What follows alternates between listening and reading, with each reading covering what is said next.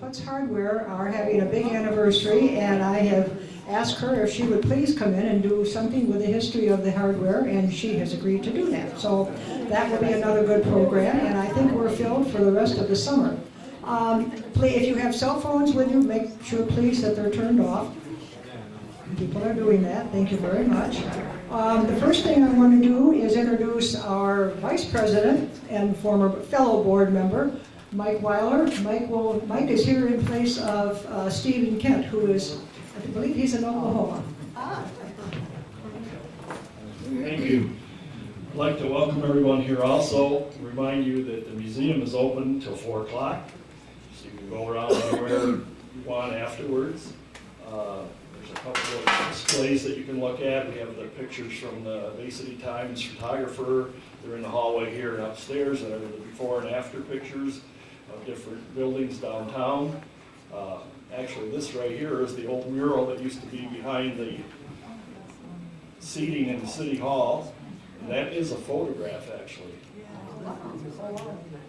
It's been reproduced so we can use it because there's quite a bit of repair that needs to be done to the actual item. So this is a way to put it on display and be able to use it in part of their talks about City Hall and Bay City.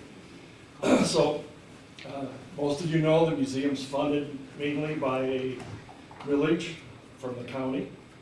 It's a county museum. People always sometimes seem to think it's a city museum, but it's a county museum just because of our location. And so it's, we're always looking for new members. You can sign up out there and get on our email list so you get informed about different programs. And so if there's any questions, you can ask either one of us or Ron if he has a minute. So thank you. Great. Thank you, Steve. You get a newsletter. This program is free. We do not charge for this program. So, and our presenters, fortunately, do not charge us. You knew that, didn't you? Yes. And you get a newsletter, and you lots of perks. You get a discount in the store. So lots of perks. So if you are not a member, we would love to invite you to become a member. Okay, now the main reason for me to be out here in this cold weather today is to introduce our presenter, Elaine Kirkpatrick. Elaine is from St. Alban's Church on Midland Street. She grew up in Bel Air, Michigan, and graduated from Michigan State University. She has taught and lived in Bay City for 50 years. She's always loved history and has become interested in saving historic buildings. When in the 60s, she became a charter member of the Bel Air Area Historical Society. After becoming a member of St. Alban's Church, she realized that it had the potential of becoming a historical site. She's about halfway through the first draft project in making that come to fruition. I think that's a wonderful idea. That's a fascinating church, inside and out. She's also working to have the stained glass windows entered in the Michigan Stained Glass Census.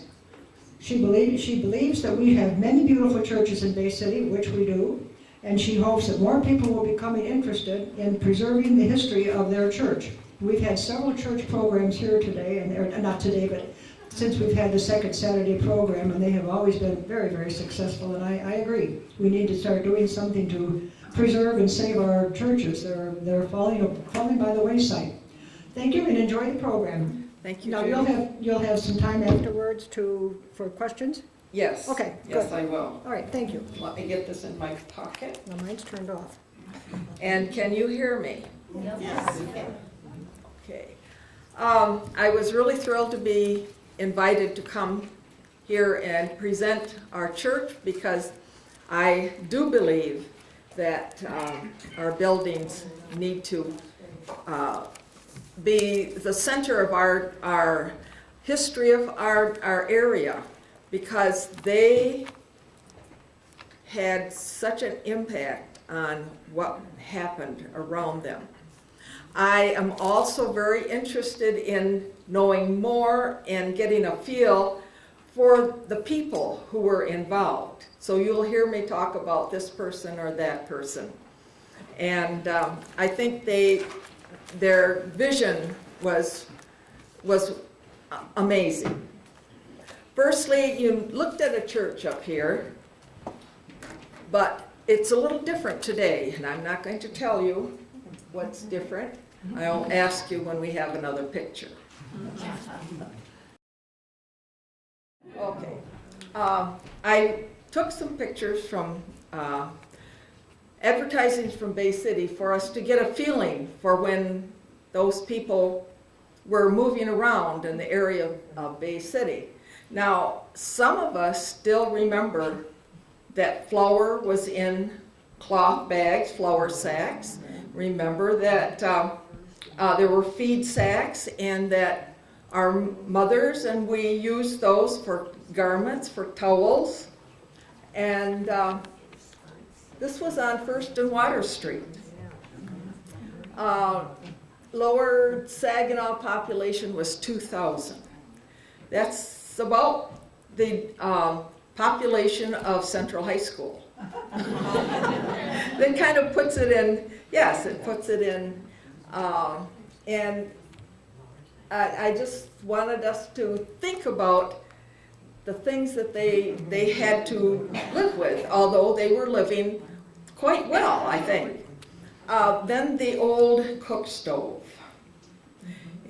I remember my grandmother's cook stove, and it warmed the house in the winter as well as in the summer. And she had to be really well versed in fire for her to bake and to cook, and to know when to add wood and when not to add wood. and then the others had to get the wood in certain shapes because they couldn't fit a great big trunk in the. And we know that churches and general food stores and businesses, they really supported the unique enclaves, especially here in Bay City where the immigrants came. Now, one of the things I found looking for answers is that there are more questions than answers. And this was found in our stores of pictures. And on the back, after I got out the mic, something so I could see, it says, Mrs. Lourdes M. Reddy, Christmas 1873. And Reverend N. Light was the rectory. Now, it's a double picture. And what do you think it was? Comes from a stereo slide that they used in the Victorian parlors for a stereoscope. And possibly, how did it get there in this massive pictures that we have in the church? I don't know, but it's very interesting.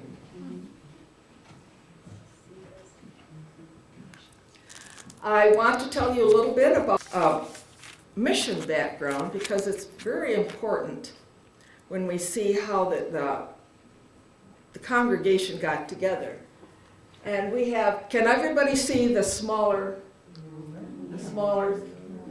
part there? We have St. Paul's. It became an Episcopal church, but they really were a mission. 1872.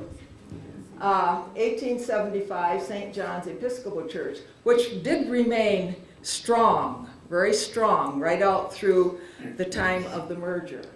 St. Barnabas Episcopal Church, well, 1878.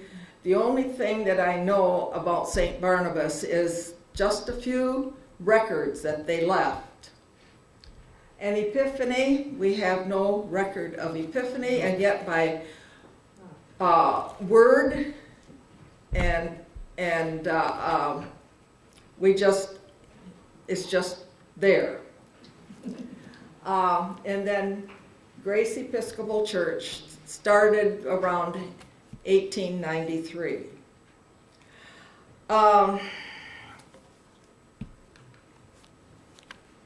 You can see that in about 1874 there was a new church, St. Paul's, somewhere around Winona, and they did say that lots were donated by Mr. and Mrs. Sage. Again, I didn't find any proof of that except by word of mouth or what it was written on the records. That church group kind of dwindled. They did hold Sunday school, but they just kind of dwindled to around 1888. In the diocesan record, now I went over to Saginaw and I found that they did have some things about St. Paul's. They did meet at Burchard Block. There were some others that said that they met about 1863 near William Street, corner William and Winona. But again, there's no other than just the oral history. Sometime around 1894, Saint Paul became Grace. Grace, and why did they change their name? Nobody knows. Nobody knows. Fun. I found one picture of the inside of the church that became Grace Church, and that was, they called it on St. Catherine Street. What have we got here? We got this, it looks like this kneeling table was like we have it in our baptistry room, but I looked and it has a different date on it. Right about there, I believe, is the bishop's chair, because it came over from St. Catherine Street, or Catherine Street, Grace. Right there is a Maltese cross. I cannot figure out what that comes from. Later on, I will tell you what I think it comes from. Another mystery. Our first vestry members were Mr. Weber, Mr. Heatley, Mr.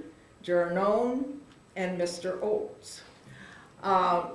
The first organ was purchased for $20, and it was from Thayer and Guston Music House here in Bay City. After the turn of the century, they decided they would get a new organ, and they sold this for around $50 or something. I can't remember exactly, but and how much do you think they were paying their organist per week? They did $2.50. However, when the man who was the organist resigned, they got a gal to play, and guess what they paid her? $2.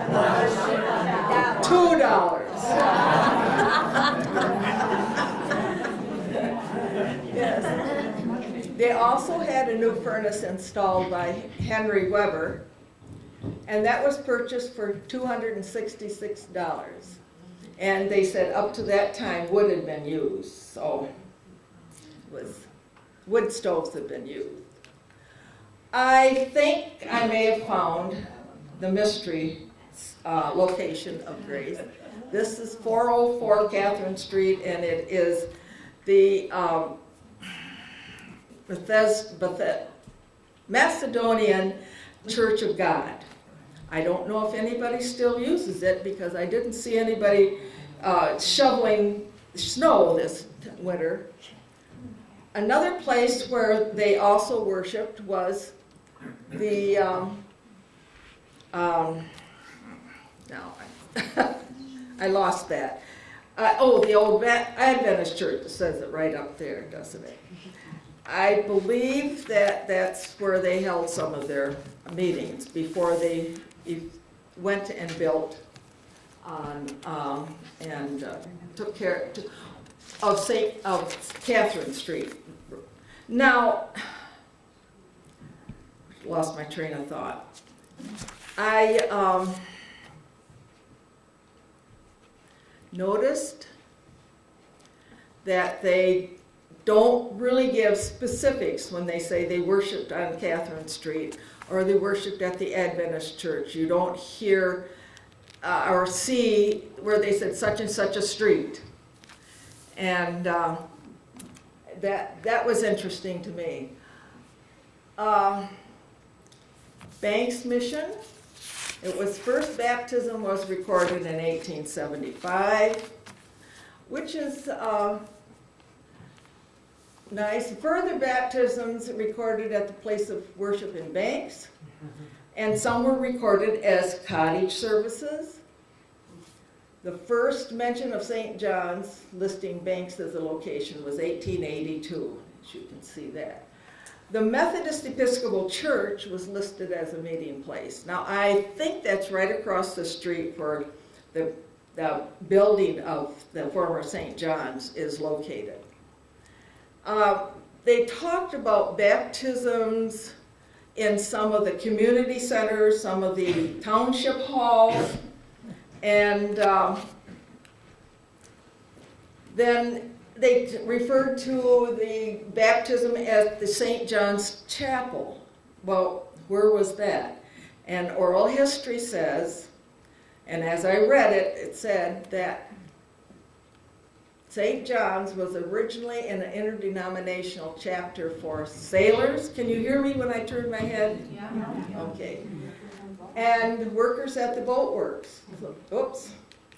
So that means that this area right here may have been a chapel for sailors and the boat workers. They moved it supposedly to this area, and then they expanded and used the chapel as their chancel. Now here you can see the building as it stands on the corner, and you can see the chancel area in the back. And it looks like it could have been added. No. So that was another mystery. St. Barnabas, my goodness. Nobody seems to know where they met at many times. The diocesan records show the first and only church building was dedicated in 1882, but nobody seems to know where that was. Again, no positive addresses. We do have several St. Barnabas Bibles, and the baptisms and marriages and deaths were recorded as 1874 and 1903. I do know that they existed. Now this I feel I'm very sure, because the girls from St. Barnabas sent an invitation to the girls of the Chancel Guild at Grace, and they invited them to a measuring and cutting party. Now it sounds really exciting, doesn't it? But that was their job. That was why they were organized, because they were to take the linens and make them into altar cloths and cloths for the services. The girls said they were interested in going, and St. Barnabas said it would take place in the Maccabee Hall. Another mystery. Where is the Maccabee Hall? I don't know. I think it may have been what was the old Masonic temple on Broadway.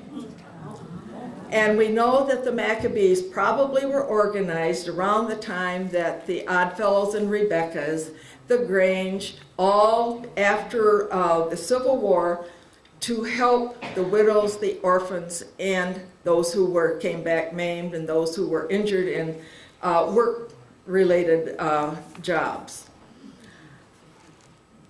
I then wanted to know what's become of the Maccabees. So I took a little side trip. The Maccabees are located in Port Huron, and they exist mainly for helping women with insurance and things like that. So I thought, well, they continue to do good work. Epiphany Mission, 1884, and that's all that we have. is cited in verbal history that may have been somewhere around Essexville, but we do not really know. But we still honor them with having them as part of us. Now, the Grace Chancel Guild, they really wrote and left many things about them. They organized early in March 1899, and at the home of Mrs. Kilfoyle. Now, I'm going to be mentioning Mrs. Kilfoyle a little later. So you can see that they chose important committees, and they worked at meetings, and they cut out like things like symbols for the Easter service. They had cake sales. They were very good. In fact, I think it's well known that church women know how to raise money. Yes, they do. Yes, they do. They had cake sales at Burtis Drugstore. They arranged a party at Point Lookout. Now, I've never been to Point Lookout, so I had to find out where it was. But a lot of people around here who have been here longer than I have know that. They had an ice cream social, and they purchased fabrics and completed cottages for the choir. Well, the story on that is that they had been getting stories about, from the choir, that they were unhappy. In fact, it was written in the minutes that they didn't sound so good when they sang. So they talked it over and they decided they would make cottages. What's a cotta? I'm not going to tell you right now. Here we have the minutes, front of the book, and you can see the beautiful handwriting. That just amazes me. And here was from the General Merchants, J. Thompson Company, 15 yards of linen for $1.50. Isn't that wonderful? I think that's really great. Well, we know that the parish was growing, and they were having growing pains, and they were thinking about, shall we move? Shall we get going? They got 3 lots on Midland and John Street. That's where we're at. And this was 1905. At 1906, they decided to start a building committee, and they invited the ladies to raise money for the church. One of the things that they wrangled over was, should we move the old church or should we build a new church? Well, they had to have a committee to investigate. Doesn't that sound familiar, like our legislators? So they waited, and later on, somewhere along the line, somebody had purchased 2 lots of Ohio Street, and they decided they would sell it. Now, they bought that for $800, and they sold it for $300. So I'm thinking, I haven't looked it up, but I'm thinking that time must have been kind of financially slow. And I was at a presentation for 5 churches in Detroit, and right about this time, their building plans slowed down, or they just waited. That's what they would be saying. I thought they were pretty astute. Oops. I'm sorry. I thought they were very astute because they took $150 down, $10 per month, and half the taxes. So if you're selling land, make sure you get the taxes out of it. I think you're. And June 17th, they voted to build and not move the old church. And of course, the rector appointed Mrs. C.J. Smith, Miss Sarah Emery, and Mrs. Watson as a committee to solicit pledges. I also think it's very interesting that the first payment that they had in their building fund was donated by a woman, Mrs. Eastwood, and $500, which was a large amount of money. Yes, it was. At that meeting, after they had given all of their reports. The rector made some remarks on a new building. They didn't say what he made, remarks he made, but he must have discussed it with Mrs. Smith. Whoops, because she brought the question of building to the floor. And they voted on it, and there must not have been that many there because there were 25 for and 8 against. Then she made a motion for the chair to appoint a committee of 5 to give the parish an estimate of what kind of church can be built for $15,000 and report back. And the committee was Dr. Brown, Mr. Snyder, Mrs. C.J. Smith, Mr. Miller, and Pastor Priest German. So they reported that a new church could be built, and of course exclusive of heating and the lighting, and for about $15,000 to $20,000. The building committee further stated that when it can be erected and properly enclosed, and the time has come to consider a more satisfactory building. Then they had 3 resolutions what had to do with managing their work. And Mrs. C.J. Smith, at the time of giving a resolution to build the church, she had said, it's time to work. Now, some of us may have said something different now, but she got them on. They chose, between that time, they chose architects, and I want you to note that these were local people. They directed the architects to get bids for the outside of the building, for the electrical company, and the plumbing, and they were all local people. Again, our Mrs. Smith was selected chairman of the committee on solicitations. And I'm going to write this down and keep this with me because I think they made a very good choice. Firstly, they're going to solicit from their own parish members. Then they will make a list of outsiders as possible contributors. Very smart. But who's going to be on the committee with her? She's going to choose additional members of this committee likely to know others who would be contributors. I think that's pretty smart. You know, I really do. Well, they got a publicity committee of 1 and a soliciting committee, Mrs. C.J. Smith, of course, the architects, they accepted drawn plans, and even BC Stone, Bay City Stone for the materials for the outside. They had a little discussion about the crosses on the top of the building.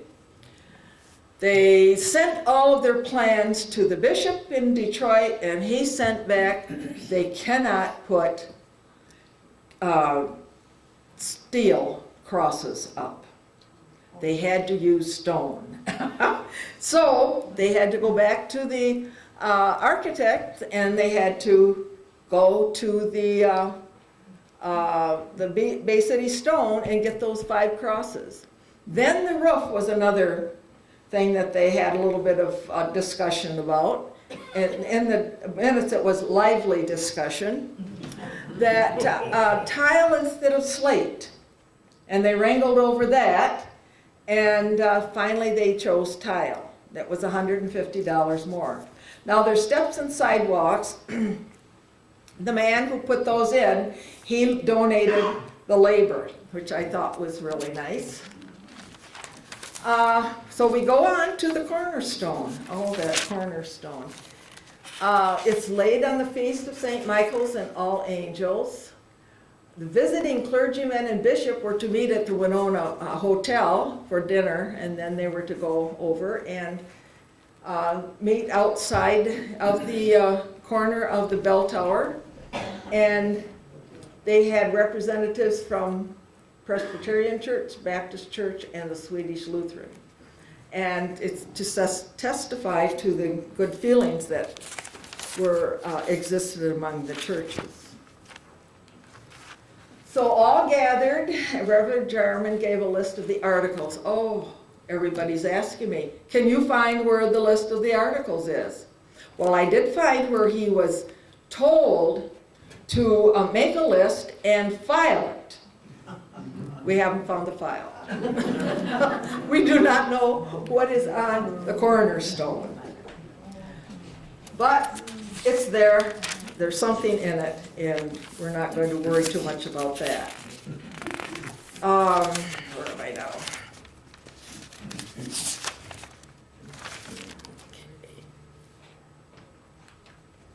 We're going to go into the sacristy of the building.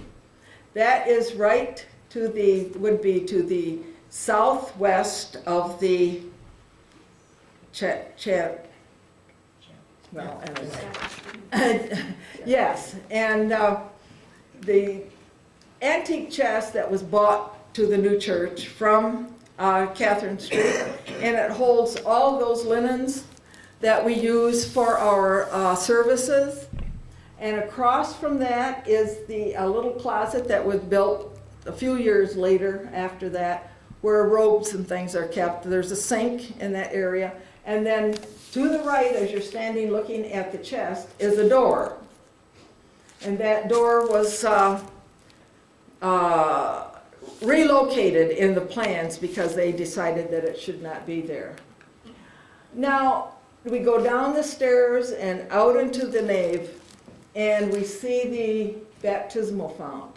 This was from St. John's, 1965, with the merger, and it was recently restored. And we have a new baptismal bowl that was crafted by Charles Schwartz, and I think most of us know Charlie. We know who Charlie is. Let me go here. The building was built in the style of Gothic English parish churches, 1/3 replica of a destroyed church in Bath. As you go in the front doors, you will see, and into the entryway, on your left was the baptistry. Excuse me. And on the northeast corner was a baptistry, and on the northwest corner is a tower.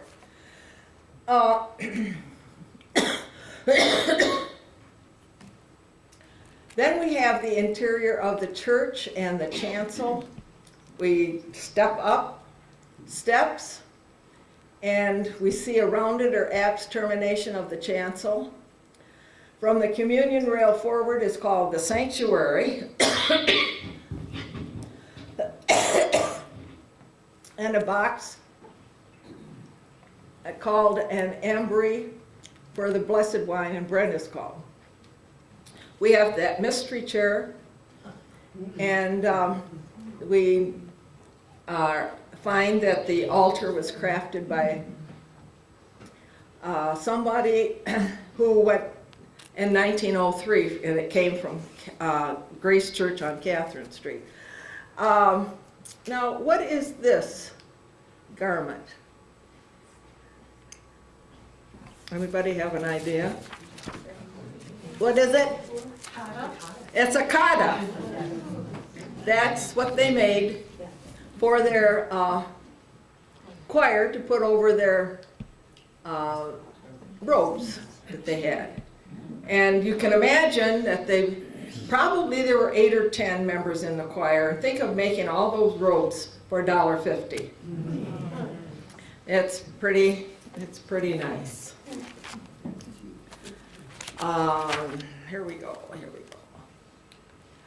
Well, this is the antique chair, and I think it may have been refinished or something, because that I surmise that's the Maltese cross I saw in that picture of the interior of Grace Church on Catherine Street. We do not know where it came from. It's always been there, is what the parishioners tell me. I think I saw one similar to that at the Scottish Rites Hall. I have not had. Does it look like it to you, Beth? It does look familiar, doesn't it? And that dates back to 1700, if I believe. It's all encased in glass. And sometimes I wonder if we should do that, but where would we put the glass in the corner? We talked about the bishop's chair, and that has this bishop's crown on it. This also came from Catherine Street, and there are 3 other chairs that are matching. We don't know exactly where they came from, but sometime later, maybe in the new church. As we are looking to the south from the altar rail, we see the Gethsemane windows. Again, when I first came, I was told that they were Tiffany windows. But there was no proof. It was all oral history. So I started looking into the minutes of the building committee, and I found that Flanagan and Beidenweg of Chicago were the crafters of our windows. And I found that they were very fine artists and well known all around the Great Lakes, and they had won many prizes for many exhibitions. I also found, when I called Michigan State about getting our windows on the state list, was there aren't that many who can be proof. There's not much proof of windows from Beidenweg and Flanagan. So we have it in our minutes. So I'm expecting when I get that, that's another job I have to do, is get that presentation. The wood paneling was installed around the sanctuary except under the Gethsemane window and where the organ was installed. The dossal curtain was installed on the wall behind the altar in 1912, and that was replaced in 1994 by our woodworking miracle maker by Harley Holzinger, who does a wonderful job. This is our Gethsemane windows, and I never get tired of looking at it. It's is a work of art, I think.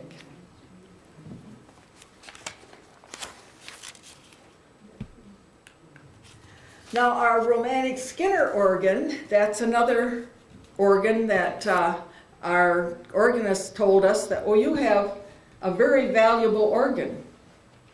And I looked it up, and maybe 4 or 5 known Skinner organs in Michigan without ours. It was purchased for $500 and installed for over $2,000. Some of the bass pipes can never be used. Why? Because if they pushed all those keys down, all of our windows would break. So that they will never ever be able to be used.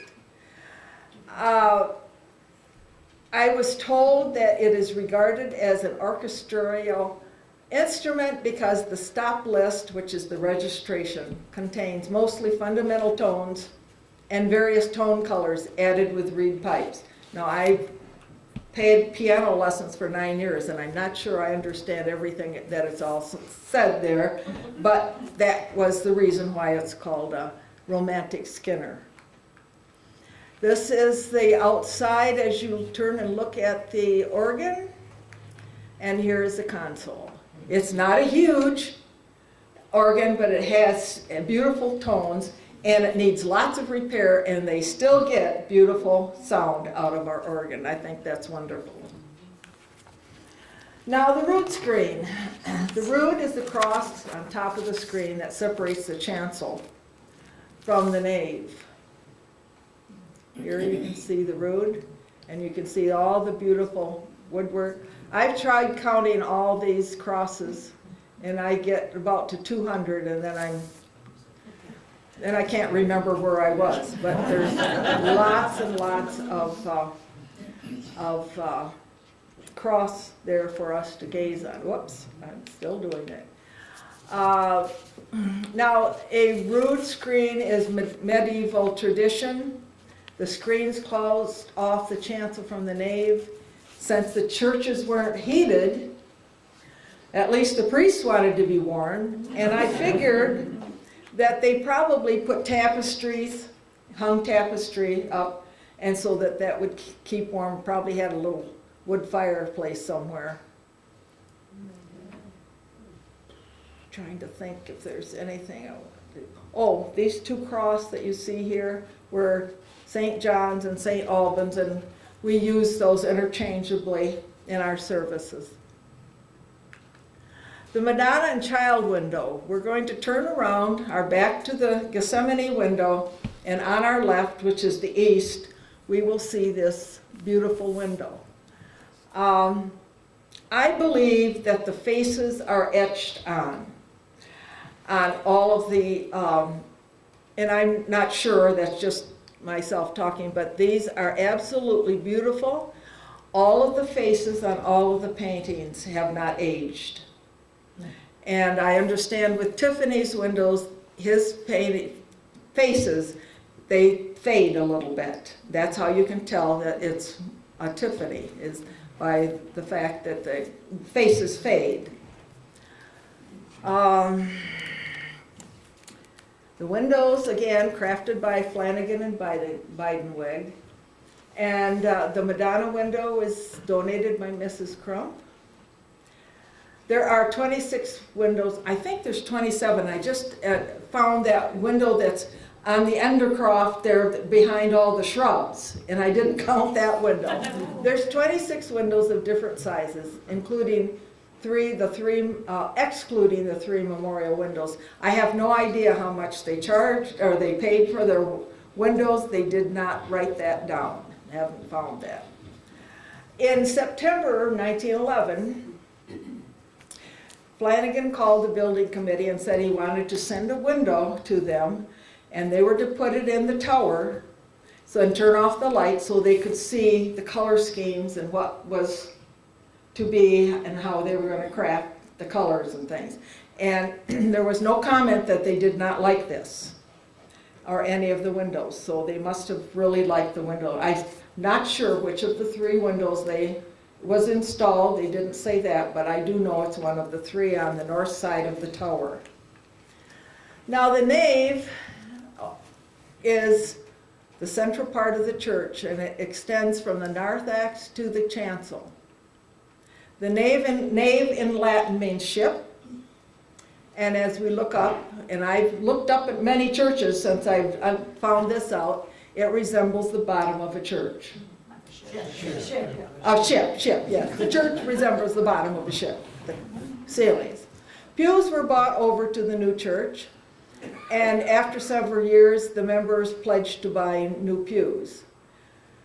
The cost was $1,120, and they sold their old pews for $100. Our former baptistry is now a columbarium, and the window of baptism is the baptism of Christ. Now you can see an older picture, actually probably what it looked like as they went into the church for their first service on Easter Sunday, 1912.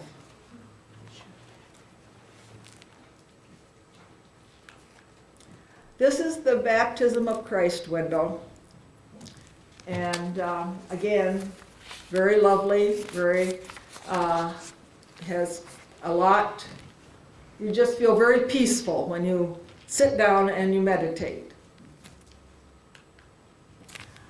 As we are walking north to the back of the church, to the front door, I think that's pretty funny. You see the window over the door. That's almost the size of the Gethsemane window, but not quite. And it surprises me that somebody didn't want to have something there, but apparently they didn't. On the left is the plaque for the servicemen of World War II, and that was donated by the Gold Star Mothers. And a small flag was donated for this area with 48 stars by the DAR, Daughters of the American Republic.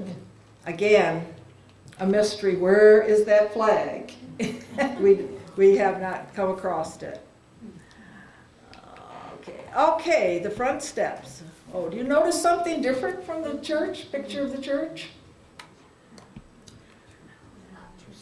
You can see down here, 4 stone crosses originally placed on top of the tower. They're not there. And they were blown off. Well, why were they blown off? I haven't found the place where I found this, but I understand there was a severe storm sometime between 1912 and 1913, sometime around there. And so severe that several people died in the storm. And I'm thinking that might have been the storm strong enough to take one or more of those crosses off. They never replaced them. I did not find any place where they were told to take care of the problem, except that the builder on the outside was told to take care of the pinnacle, the problems with the pinnacle. So that would be my thought, that those were probably the pinnacles.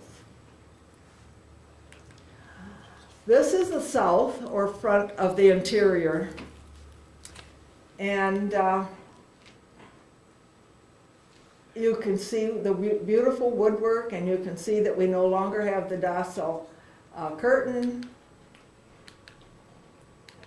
Well, where did we go? There. There is the docile curtain. And today it has been refinished. And they also said that apparently the altar was painted white, and they changed that and restained it to match the colors of the woodwork and the rest of the building. You can also see the outside decor pipes for the pipe organ. Okay, moving right along. There is another picture of our church. We don't know if it was between 1911 or 1913 because you can see the crosses on that. Now, in the back right here, what do you suppose that is, that building? What was that building behind our church? I had no idea. That High school? Yeah. That was Old Western High School. And I added this picture because I wanted us to see that. We have back stairs called the choir stairs. It's right between the last pew and sort of in front of the baptismal columbarium place. The undercroft is called an Episcopal name for basement. I still get mixed up. But from April 15th to April 17th, the men's club were charged with finishing the undercroft. They did plastering, woodwork, and flooring. A cook stove was installed. I read where they said that they had to let somebody in to install the cook stove. They also ordered 2 cords of wood, so they were cooking down in wood downstairs. This is the outside door to the down to the undercroft. And one of the complaints they had about some things that went wrong with the building after they had moved in was the steps weren't right, and they still aren't right. They're not in very good shape. Another problem they had was the priest had a little office somewhere off where the sacristy was or where the entrance was, somewhere in there. And they couldn't shut the door and lock it. So they wanted that fixed. This is one of 2 original undercroft windows. Beidenweg and Flanagan also did the ones with the undercroft windows too, and that's about all I can say. You can see the bubbly glass, and you can see the clear glass. And the other window is just the opposite. The clear glass is on this side and the two bubbly windows are on that side, and I don't know why. It's, should be. Well, in 1918, I have to tell you, I was looking for, some more of this human interest of what was happening in the outside of the church that would affect the church. And Mrs. Miller was treasurer for that year, and in her annual report, she said, after the other things were reported, she said, this has been an unusual year on account of war activities, and they changed rectors, and the long time that all churches were closed for the very serious influenza epidemic. Now, my mother called that the swine flu. I was told that that was the Spanish flu. So I have to look that up more. But my mother's family were very sick with that, and neighbors would come in at the door, or some very brave ladies would come in and care for them, see that they had clean clothes, clean bedding, and food. And that's what everybody took care of everybody at that time. And I thought that tells us about that time. October 6, 1924 was a great time of rejoicing because all debts were paid, and then they were to become a full-fledged parish. So the consecration of Grace Church was October 6, 1924, and all members of the building committee were present except for Dr. Russell Brown. Interestingly, the bishop ordered all the doors to be locked, and nobody would to be inside until he came there. This consecration service began at 7:30. Here is the program, and one of the ladies that I wanted, where are we? Whoops, crap. Here we are, Ladies Guild, Vestry, Altar Guild, no. Miss Kilfoyle was the secretary-treasurer. Remember, she was there as she was there as charter member. The next one is the Order of Services.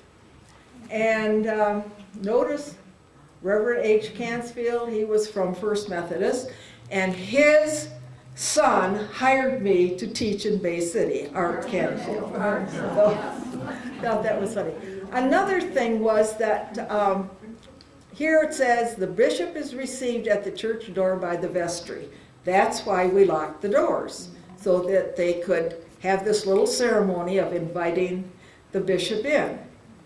Well, I read somewhere, I didn't write it down, you know how sometimes you read through things and you don't think to write it down, but someplace it said that Charles White assisted with this service.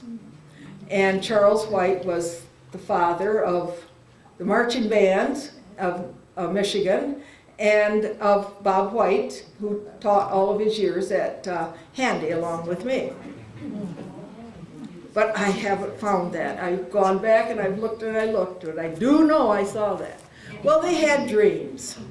Bob White is still alive. Pardon? Bob White is still alive. Yes, Bob White is still alive. He's like 93 or 94 now, I think. Yes. These were dreams that they had of extending the church. Here they had another tower. This would be their probably church school. There's the present rectory and a little chapel right here. It almost looks like they were going to have some kind of a training for pastors maybe or something, because it looks almost like a monastery or something very theological. But it did not survive. And as time zooms on, St. John and Grace Church were to merge as one.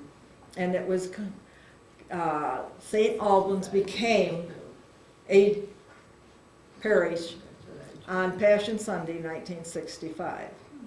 So last fall, we celebrated our 50th year as a parish. The growing pains after the merger was that the Sunday schools were growing and growing, and of course the kitchen was antiquated. They didn't have a cook stove then, but they probably had one that was put in shortly after World War II. The dining and the meeting area were not adequate for an enlarged church, so they were built in current parish hall. At that time, the undercroft was remodeled, and we have a children's chapel that's furnished. It's a memorial to Lester Miller. We don't know exactly who he was. 5 classrooms were made, many improvements in the renovation, and at that time, St. Alban's was the first church in this area to admit girls as acolytes.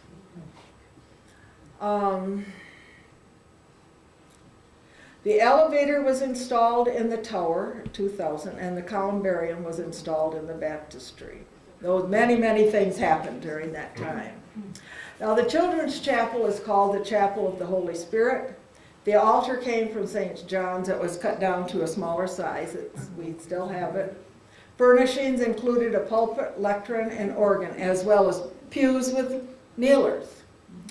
And the altar cross has matching flower vases, which were originally used in St. John's Mission.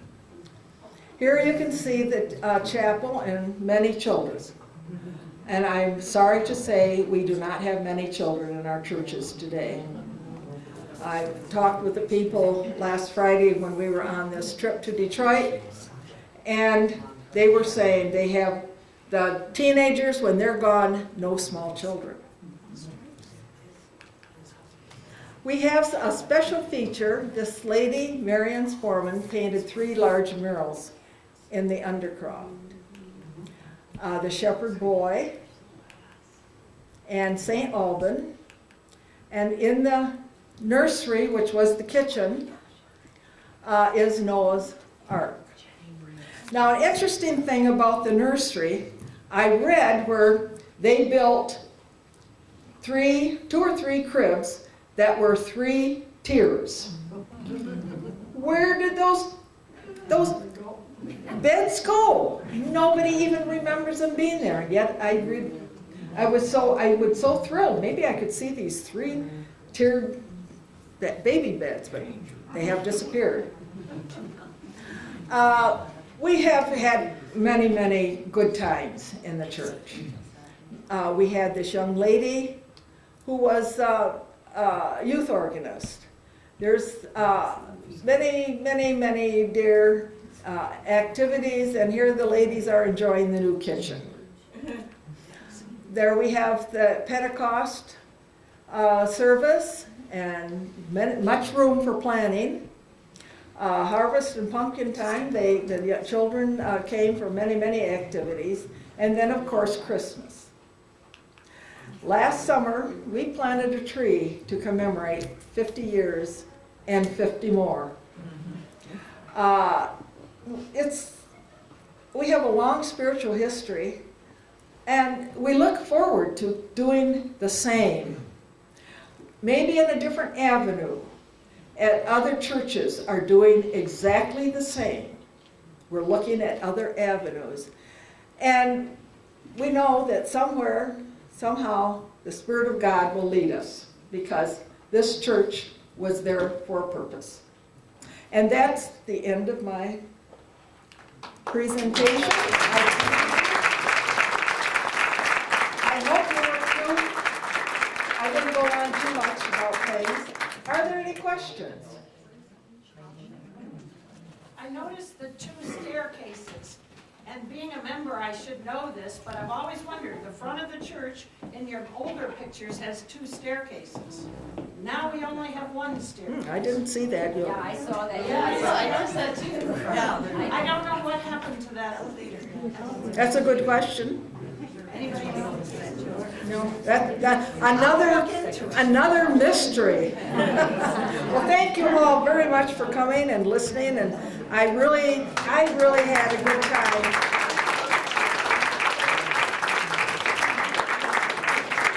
And I really like putting pictures on the computer and then getting it on paper.